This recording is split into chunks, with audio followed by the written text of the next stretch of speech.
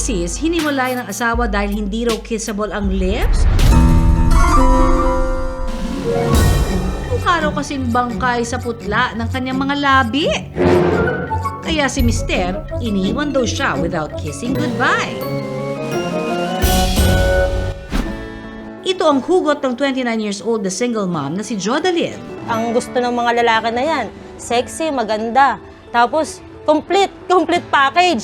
Lalo na sa face. Kunyari yung labi mo, ganyan, putla, ganyan. Papagmamalaki ka ba nila sa iba? Hindi. Natural daw na maputla ang mga labi ni Jodalyn. Kaya kapag nakakakita ng mga babae na shining, shimmering ang lips, #inggit match ang lola mo. Yung iba kasi syempre first meet, kiss agad. O, tapos, paano, di ba? Parang nakakaano talaga pag kissable lips ka. O. Mga lalaki kasi, pag nakita, yung kaganda naman ng labi nun, ganyan. Kumikislap, ganyan. Mapula-mula, ganyan. Parang sarap na sila agad tingnan yung dun pa lang. Kaya naman sa tuwing lalabas ng bahay, bukod sa nagmi-makeup, syempre, lipstick is life. Pero bilang mother of 3, ubos oras din daw ito. Lalo na kung araw-araw gagawin at gabi-gabi ring tatanggalin. Magastos din daw lalo na kung papalit-palit ang shade na gagamitin. Ang teknik nga raw noon, magsuot ng face mask dahil kahit papaano, naitatago raw ni Jodalyn ang maputla niyang mga labi. Pero ang hanap daw talaga sana niya yung pangmatagalang solusyon. Hassle na lang kasi halimbawa kung lalo na nanay ka, papasok ka sa trabaho, tapos yung parang malilate ka na, di ba, wala ka ng time para doon. Para maglagay pa ng colorete sa mukha. Pag walang lipstick, ayan na naman, dry na naman, maputla na naman, ganyan. Yung nakakaano. Kaya nung pag nakikita ko sa commercial na yung parang natural lips nila, shiny, ganyan, yung may mga lip tattoo, ganyan, parang gusto kong ma-push na magpaganon talaga. Kung ang gusto mo raw pagising pa lang pack na agad ang iyong lips, na hindi nabubura sa pawis o kahit na magsamgyupsal ka pa, lip blush daw is the key? Sa procedure na ito, para bang paulit-ulit na hinihiwa ng blade ang mga labi.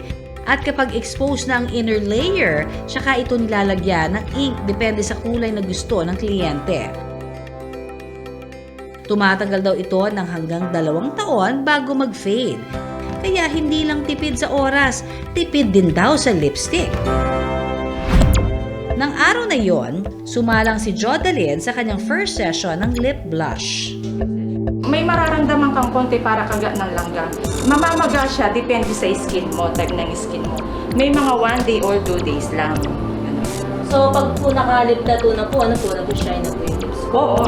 Yun yung part na ganyan. save na yung yung oras mo at saka marami ka naman save na pera. Kasi hindi ka nagbibili ng mga iba-ibang lipstick. Tapos yun yung tinatawag din ng walk-out lipsticks.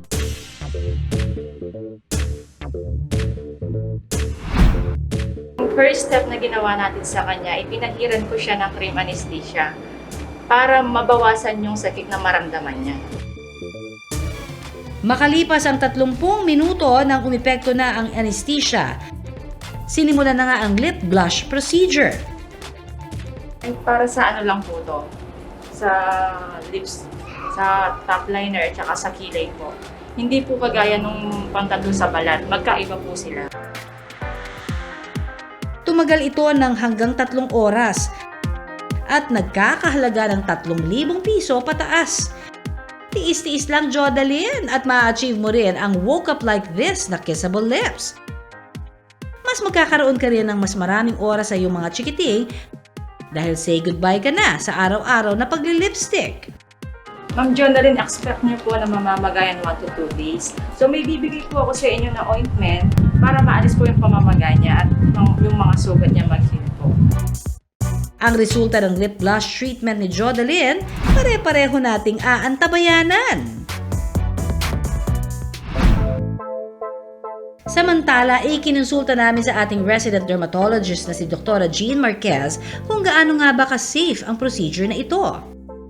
Safe naman magpa-lip blush kung Number 1 ay sterile ang pagkagawa or ang environment kung saan ito ginagawa. Pangalawa, no, may mga post-care instructions na dapat i-follow yung nagpa-treat, no?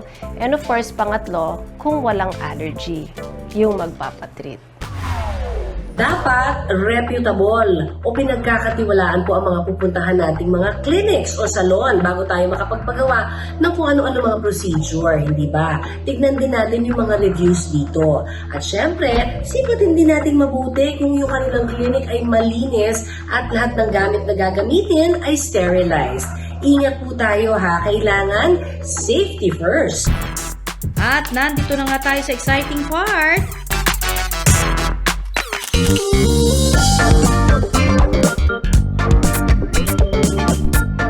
Ang resulta ng lip blush treatment, aba naman, pak na pak! Ang dating maputlang mga labi, ngayon para bang natural na naka-lipstick. At dahil semi-permanent, hiling ni Jodalyn, tumagal ito para hindi na niya poproblemahin ang araw-araw na pag-lipstick.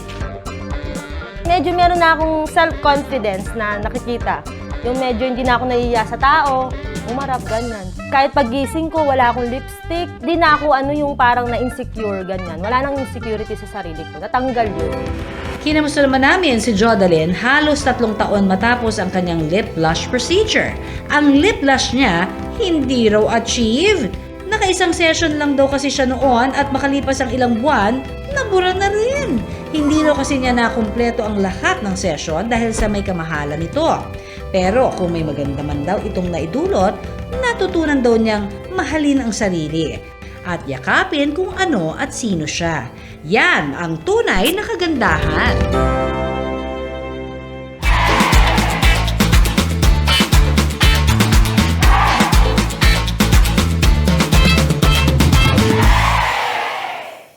Maraming salamat sa pagtutok sa Pinoy MD. Para po sa iba pang kaalaman tungkol sa ating kalusugan, mag-subscribe na sa GMA Public Affairs YouTube channel. And of course, don't forget to hit the bell button for our latest updates.